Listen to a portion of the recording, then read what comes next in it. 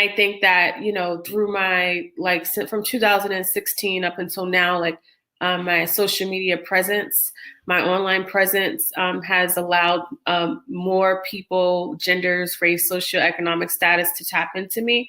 A lot of times when people connect with me, they say, oh, you're just like you are, like, online. So for a few years, you know, I was going live before my podcast just to, you know, talk about mental health. And so, like, you know, I think my clientele just kind of looks different. It's not like one population or just females. That, you know, I have males, females, Black, white, everyone comes to see me. I love it. Yeah. So we're going to get into the questions, but I'm going to share with everyone how you and I met on the internets.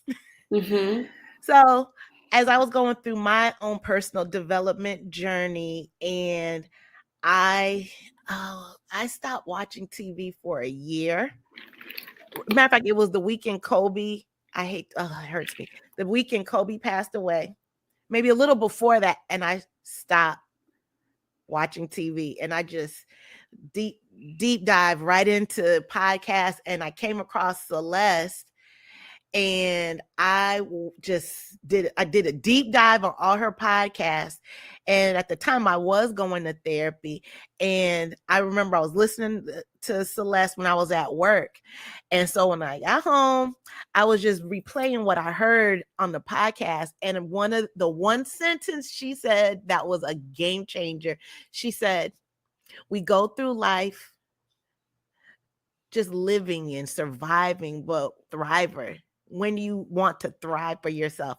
And when she said that, I think I cried for 15, not I think, I know I cried for 15 minutes, and it was an experience. Anyway, I slid up in her DMs. She did. And I told her in detail what I just told you all. And she returned. I couldn't believe it. She returned my message. And this was me when I read it, like, oh, she returned my message. You know, I do. I get a lot of those messages, and my heart just melts, you know, and just hearing you say it, you know, I that was over a year ago at this point. I just remember reading it and thinking, like, this is why I do what I do, you know. And so, like, I'm just grateful that you shared your experience with me, and that you even gave the podcast a chance, because, like, stories like yours are the reason why I do this, and because I went from surviving life to learning how to thrive. And so I think, you know, a big reason why I'm so consistent and I do what I do is because I want everybody to have that experience. So I'm grateful to you. Oh, thank you. And, you know, piggybacking on what you said, another statement you said, I believe you were talking to Jeff. He is so fun. I love when you two get on. Yeah, the beard stroke. I hope he's gonna watch this. I would dedicate this show to the beard stroke. I remember you all were talking, and you all said liking yourself to going to school, and getting a C+ is okay, but why not strive to get an A? And same thing in life. Like, you're okay, but why not be great? Yeah. Why not thrive? Yeah. And I think it's hard for people if, you know, you're surrounded by people that are not thriving. So your environment feels normal, right? Sometimes chaos feels normal for people if they've never experienced peace.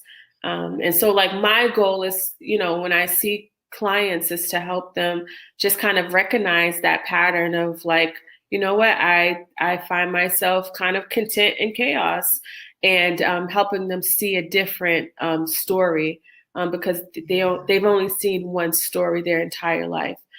So I have a lot of compassion for people that are, like, knee deep in it, and to help them kind of, like, see themselves in a different way. Exactly. Yeah. Exactly. Do you see the question I posted on here by the lovely Tina Davis? Tina, we're going to get into that right now. Celeste, you wanted to know, how do you find a good therapist? But I'm going to go, if you don't mind, and I have some notes. Okay. And we'll call this a beginner's guide to finding a therapist. Sounds So good. we'll start with Tina's question. How do you find a therapist? So, I think that, so there's different ways to find a therapist. If you have insurance, you can actually contact your insurance, ask them for a list of therapists that are on your panel that take your insurance. So this is, they can send you a list. I'm on multiple insurance panels, and periodically they check in with us to find out if we're still seeing people.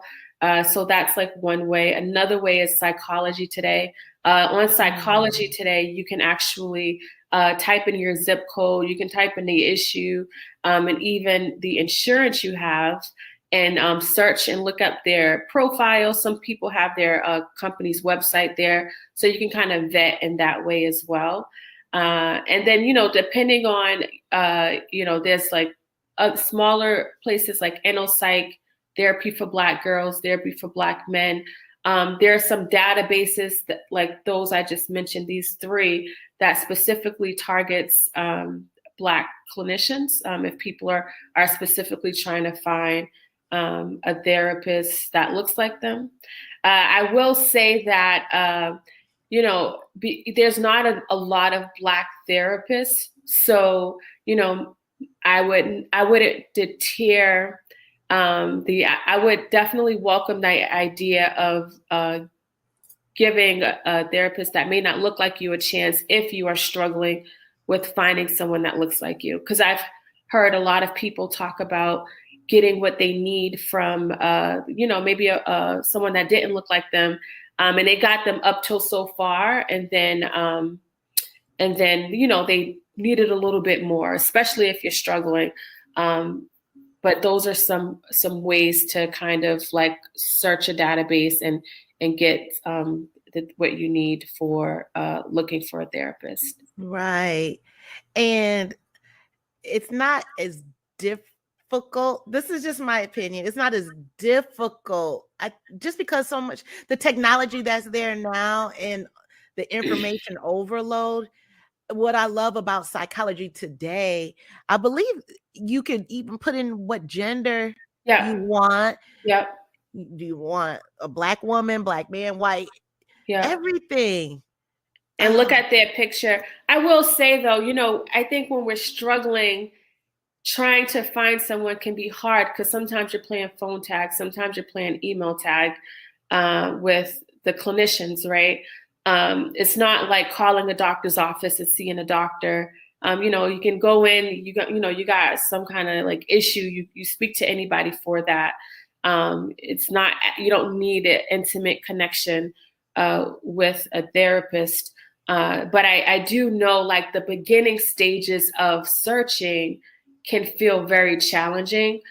So go into it understanding that so you're not caught off guard when it's a little bit of a wait. Somebody said it's kind of like looking for some new shoes. Sometimes you're going to like different stores until you find the right fit. So, I do want to like preface that as people are listening to this and on their journey to searching for a therapist. Mm-hmm. I agree about the shoes. If you don't find one that doesn't fit, you're not going to walk around barefoot. You're still going to look for a shoe that fits. That's a great fit for you. And it's just on how bad you want that shoe, right? Yeah. And there's also melanin and mental health.